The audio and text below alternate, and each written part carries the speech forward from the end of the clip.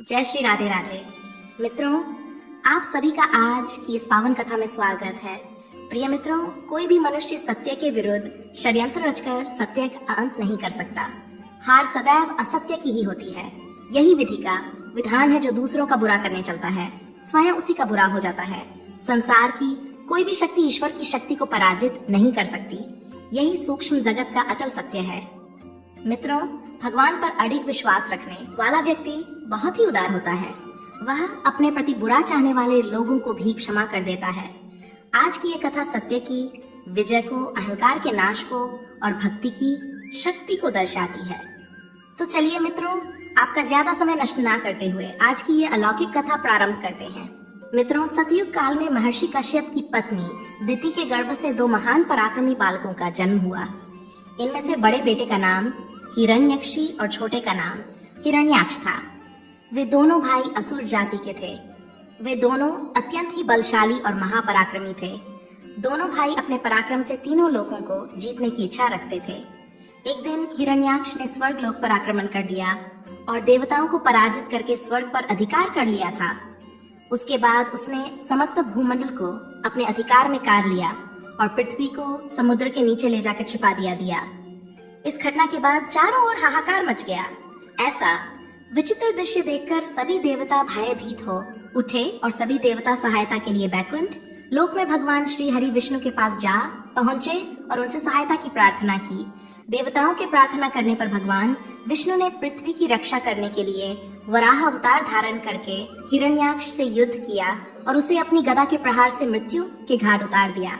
मित्रों, अपने भाई के मृत्यु का समाचार जब हिरण्यक्षी को मिली तो वह क्रोध की अग्नि में जल उठा और उसने ये प्रतिज्ञा ली कि वह भगवान विष्णु से अपने भाई की मृत्यु का बदला लेगा। अपनी प्रतिज्ञा को पूरा करने के लिए हिरण्यक्षी मंदराचल पर्वत पर चला गया और हजारों वर्षों तक एक पैर पर खड़े होकर कठोर तपस्या की। तपस्या करते करते उसका शरीर अस्थि पंजर के समान हो गया, किंतु उसकी तपस्या इतनी प्रचंड थी कि उसके शरीर से निकलने वाली ऊर्जा से तीनों लोकों में उथल पुथल मच गई। सभी देवता उसकी तपस्या से भयभीत होकर ब्रह्मा जी के पास जा पहुंचे और उनसे प्रार्थना करते हुए बोले, हे परमपिता, आप हिरण्यक्षी को वरदान देकर उसकी तपस्या समाप्त कराए, अन्यथा तीनों लोकों में उथल पुथल मच जाएगी। मित्रों, देवताओं के आग्रह करने पर ब्रह्मा जी हिरण्यक्षी के सम्मुख प्रकट हुए और उससे कहा, हे पुत्र, मैं तुम्हारी तपस्या से अत्यंत प्रसन्न हूँ। हुआ मांगो, तुम्हें क्या वरदान चाहिए? ब्रह्मा जी की आवाज सुनकर हिरण्यक्षी ने अपने आंखों खोली और प्रणाम करते हुए कहा, हे सृष्टि के रचयिता, यदि आप मुझे वरदान देना चाहते हैं तो मुझे ऐसा वरदान दीजिए कि ही मुझे कोई दिन में मार सके, ना रात में ना मुझे मनुष्य मार सके, ना पशु ना ही मैं धरती पर मरूं, ना ही आकाश अस्त्र से, ना शस्त्र से, ना घर के भीतर ना घर के बाहर। हिरण्यक्षी की यह बात सुनकर ब्रह्मा जी ने बिना कुछ सोचे समझे उसे यह वरदान दे दिया। वरदान पाने के बाद हिरण्यक्षी अपने आप को अमर समझने लगा और उसने अपने अत्याचार के बल पर समस्त धरा को अपने अधीन कर लिया और यह आदेश दिया कि कोई भी भगवान विष्णु की पूजा नहीं करेगा। जो भी पूजा करेगा उसे मृत्युदंड दिया जाएगा। में उसी समय हिरण्यक्षी की पत्नी कयाधु गर्भवती थी। जब यह समाचार देवताओं को मिली तो उन्होंने सोचा कि इस राक्षस के पुत्र को जन्म लेने से पहले ही नष्ट कर देना चाहिए। मित्रों, जिस समय हिरण्यक्षी अपना प्रभुत्व स्थापित करने के लिए अन्य राजाओं से युद्ध कर रहा था, उसी समय सुनहरा अवसर पाकर देवराज इंद्र ने अन्य देवताओं के साथ हिरण्यक्षी के राज्य पर आक्रमण कर दिया और हिरण्यक्षी की पत्नी कयाधु को बंदी बना लिया। तभी उसकी पत्नी ने विनती करते हुए कहा, हे देवराज, मुझे छोड़ दीजिए, मेरा तो आपसे कोई बैर नहीं, मैंने आपका कोई अहित नहीं किया है, फिर आप क्यों मुझे मारना चाहते हैं? कयाधु की बात सुनकर देवराज इंद्र ने क्रोधित होकर कहा, हे देवी, हम एक क्रूर और अधर्मी दैत्य की पत्नी को यहाँ नहीं छोड़ सकते हैं, यह हम सभी देवताओं के लिए हानिकारक है। इतना कहकर देवराज इंद्र दैत्यराज की पत्नी कयाधु को बलपूर्वक बंदी बनाकर ले जाने लगे।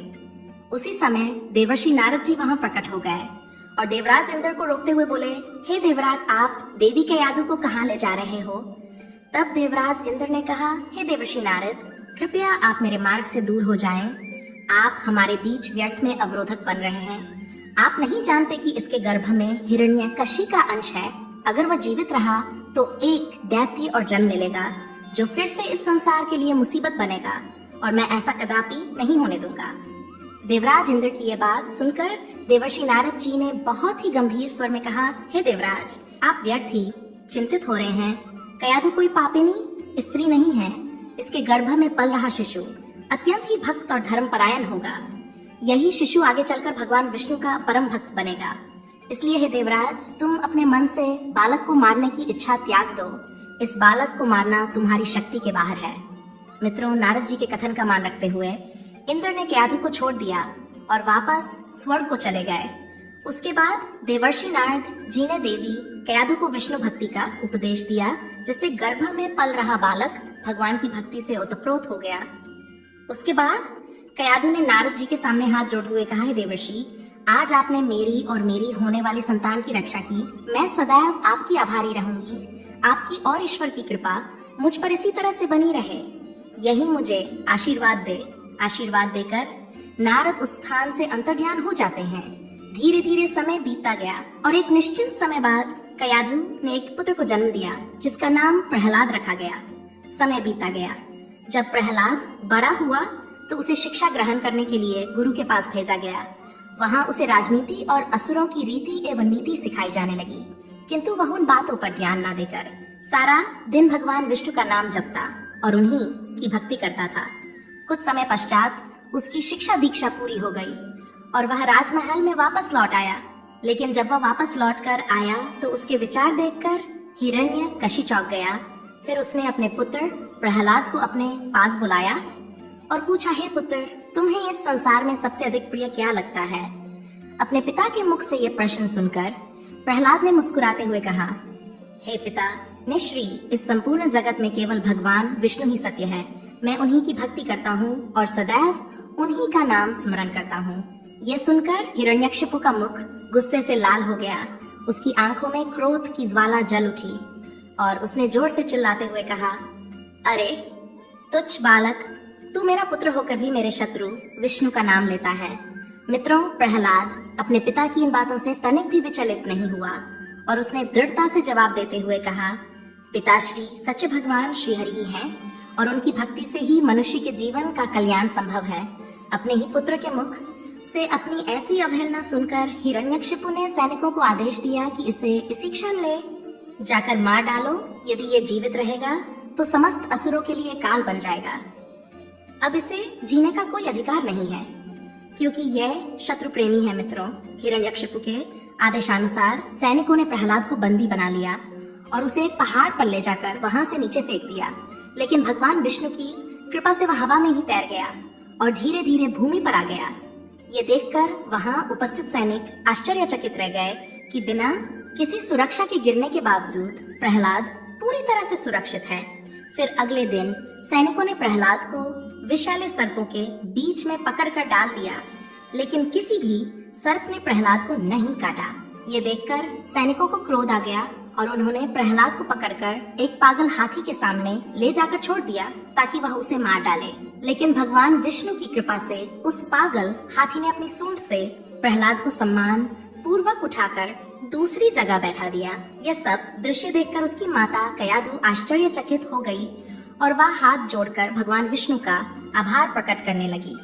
मित्रों, फिर एक दिन सैनिकों ने प्रहलाद के हाथ पैर बांधकर समुद्र में फेंक दिया गया ताकि वह डूबकर मर जाए। लेकिन समुद्र ने भी भगवान विष्णु की कृपा से प्रहलाद को अपने ऊपर तैरा कर किनारे तक पहुंचा दिया। मित्रों, जितनी बार प्रहलाद सुरक्षित बच जाता, हिरण्यकशिपु का क्रोध और अधिक बढ़ जाता था। इस तरह भक्त प्रहलाद को मारने के सब प्रकार के प्रयास विफल हो चुके थे। फिर एक दिन की बात है, हिरण्यकशिपु इसी चिंता में डूबा हुआ था कि वह प्रहलाद का वध किस प्रकार से करें ताकि उसकी मृत्यु हो। कशिपु की बहन होलिका वहां पर आई और अपने भाई को चिंतित देखकर उसने कहा, भैया, मैं इतने महान बलशाली राजा को इस तरह चिंता में डूबा नहीं देख सकती। आपको आपकी सभी चिंताओं से मुक्ति दिलाने के लिए मैं आपके पास एक प्रस्ताव लेकर आई हूँ अपनी बहन होलिका की। ये बात सुनकर हिरण्यकशिपु आश्चर्य से बोला, बहन, मेरी सबसे बड़ी चिंता तो यह विष्णु भक्त प्रहलाद है, जो मेरा ही अंश होने के बावजूद उस पापी विष्णु का नाम जाप करता है। मुझे तो सिर्फ उसे मृत्यु दंड देना है, उसके बाद मेरी सारी चिंताएं दूर हो जाएंगी। ये बात सुनकर होलिका ने जोर से हंसते हुए कहा, भैया तुम चिंता मत करो, मेरे पास एक योजना है जिसके द्वारा आप प्रहलाद को मार सकते हो। आप तो जानते हैं कि मुझे भगवान ब्रह्मा से वरदान प्राप्त है कि अग्नि मेरा कुछ नहीं बिगाड़ सकती। यदि मैं प्रहलाद को अपनी गोद में बिठाकर अग्नि में बैठूंगी तो वह लकड़ भस्म हो जाएगा और मैं बच जाऊंगी। इस प्रकार से आपके मार्ग का शत्रु भी नष्ट हो जाएगा। मित्रों, होलिका का ये प्रस्ताव हिरण्यकशिपु को बहुत पसंद आया और उसने प्रसन्नता पूर्वक होलिका से कहा, बहन ये योजना बहुत ही उत्तम है, तुम शीघ्र ही इस योजना पर अमल करो। मैं सैनिकों को आदेश देता हूँ कि वह एक विशाल अग्निकुंड तैयार करें। फिर दैत्यराज हिरण्यकशिपु ने अपने सैनिकों को आदेश देकर एक विशालकाय अग्निकुंड तैयार कराया। उसके किनारे किनारे सैनिकों का कठोर पहरा लगा दिया ताकि प्रहलाद उठकर भाग ना सके। जब अग्निकुंड तैयार हो गया, उसके बाद होलिका भक्त प्रहलाद को अपनी गोद में लेकर उसी अग्निकुंड में बैठ गई। इसके पश्चात हिरण्यकशिपु की आज्ञा अनुसार उस अग्निकुंड में आग लगा दी गई। आग लगते ही चारों ओर आग की भीषण ज्वालाएं उठने लगी। प्रहलाद हमेशा की तरह नारायण नारायण का नाम करने लगा, लेकिन जैसे जैसे अग्नि की आंच उन दोनों तक पहुंची, होलिका को अग्नि की तपन महसूस होने लगी। वह आश्चर्यचकित थी क्योंकि इससे पहले अग्नि ने उसे कभी ऐसा अनुभव नहीं करवाया था। अब तो उसका शरीर जलने लगा। वहीं प्रहलाद निश्चिंत होकर बैठा था और भगवान विष्णु के नाम का जाप कर रहा था। जब होलिका का शरीर जल रहा था तो वह क्रोधित होकर चीखने लगी और भगवान ब्रह्मा के दिए वरदान को झूठा बताने लगी और कहने लगी, हे ब्रह्मदेव, तुमने मुझे झूठा वरदान दिया था, तुमने मेरे साथ छल किया। तभी वहां ब्रह्मा जी प्रकट हुए और बोले, हे होलिका, शायद तुम भूल रही हो, यह वरदान देते समय मैंने तुमसे कहा था कि यह तभी प्रभावी होगा जब तुम इसे स्वयं की रक्षा करने या दूसरों की भलाई के लिए उपयोग करोगी, पर तुम्हारे हाथों से इस वरदान का दुरुपयोग हुआ है। तुमने इस वरदान के द्वारा निर्दोष बालक को मारने का दुस्साहस किया है, इसलिए तुम्हें अपनी करनी का फल प्राप्त हुआ है। ये कहकर भगवान ब्रह्मा जी अंतर्ध्यान हो गए। वह अग्नि बहुत विशाल थी और होलिका चाहकर भी उस अग्नि से नहीं निकल सकती थी। उधर प्रहलाद की रक्षा तो स्वयं नारायण कर रहे थे, इसलिए उसे कुछ नहीं हुआ। बाहर खड़े सभी सैनिक और दैत्य राज हिरण्यकशिपु होलिका की चीख सुन रहे थे, पर कोई होलिका को नहीं बचा सका। देखते ही देखते होलिका का शरीर उसी अग्नि में लकड़ भस्म हो गया, जबकि भक्त प्रहलाद सकुशल बाहर आ गया। इस घटना के बाद से उस दिन को होलिका दहन के रूप में मनाया जाता है। मित्रों, होलिका के अहंकार और पाप ने उसे ही नष्ट कर दिया। होलिका के जलकर भस्म होने के बाद भी हिरण्यकशिपु का क्रोध शांत नहीं हुआ। उसने प्रहलाद से कहा, अगर तेरा भगवान हर जगह है तो क्या वह इस खंभे में भी है? तभी प्रहलाद ने कहा, हाँ पिताश्री, भगवान हर जगह है। यह सुनकर हिरण्यकशिपु को क्रोध आ गया और उसने खंभे पर जोर से प्रहार किया। तभी खंभे से एक भयानक गर्जना हुई और भगवान विष्णु जी नरसिंह रूप में प्रकट हो गए। उन्होंने हिरण्यकशिपु को पकड़कर गोदू लवेला में दहलीज पर अपने नाखूनों से गोद में रखकर मृत्यु के घाट उतार दिया।